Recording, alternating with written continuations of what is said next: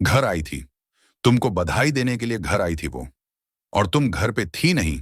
ना तो वो चली तो गई, लेकिन कल हम सबको खाने के लिए बुलाई है वो।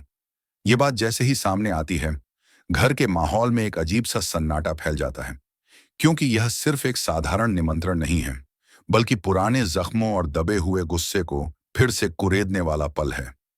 माँ, हम ना उसको जेल में देखना चाहते हैं, उसके घर नहीं जाना चाहते, इसलिए हमारे घर से उसके घर कोई नहीं जाएगा, मतलब कोई नहीं जाएगा।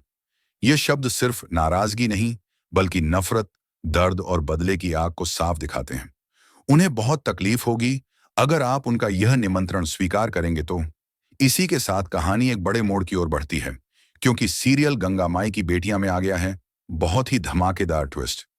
जी हाँ, आप आने वाले ट्विस्ट में देखने वाले हैं कि यहाँ पर स्नेहा को जैसे ही पता चलता है कि दुर्गावती ने उसे और उसके परिवार को इनवाइट किया है खाने पर, तो इसके बाद वह बहुत ही ज्यादा परेशान हो जाती है और अपनी माँ से साफ साफ कह देती है कि मैं ना उस औरत को जेल के अंदर देखना चाहती हूँ, और हमारा ना मरा मुंह देखेगा वो, जो भी उसके घर खाना खाने जाएगा।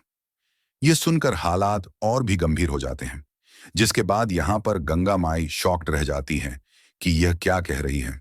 जी हाँ, सीरियल बहुत ही धमाकेदार हो चुका है, जहां एक तरफ अब गंगा माई से मिलने के लिए जब दुर्गावती आती है, तो यहाँ पर वह उसे अपने यहाँ खाने के लिए भी इनवाइट करती है। यह निमंत्रण बाहर से भले ही शांति और सम्मान का दिखावा हो, लेकिन इसके पीछे साजिशों की परतें छुपी हुई हैं। जिसके बाद वहां पर उसका उसका वो आदमी पहुंचा होता है जो देख रेख संभालता है। तो वह कहता है कि अगर आप लोगों ने यह प्रपोजल एक्सेप्ट नहीं किया ना, तो फिर बहुत ही ज्यादा गड़बड़ हो जाएगी। ये चेतावनी गंगा माई के मन को और उलझा देती है, जिसके बाद यहाँ पर परेशान हो जाती है। अब गंगा माई की हमें कुछ भी करके वहां जाना तो होगा ही। इसी उधेड़बुन में कहानी और गहराती जाती है, जहां हर फैसला किसी बड़े तूफान को न्योता देने वाला है, और यही से आगे आने वाले धमाकेदार घटनाक्रम की नींव पड़ जाती है।